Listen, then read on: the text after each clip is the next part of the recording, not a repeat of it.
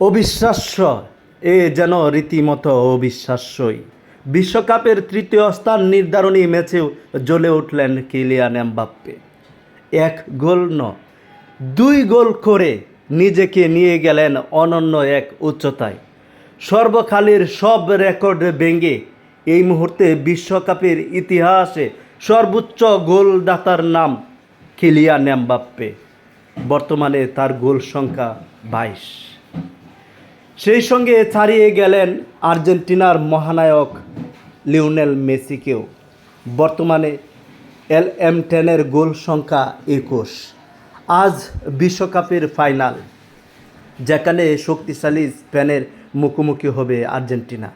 এই ম্যাচে গোল করে লিওনেল মেসি কি এমবাপ্পেকে ছাড়িয়ে যেতে পারবেন, নাকি এল.এম.10কে হটিয়ে এবারের গোল্ডেন বুট নিজের করে নেবেন কিলিয়ান এমবাপ্পে?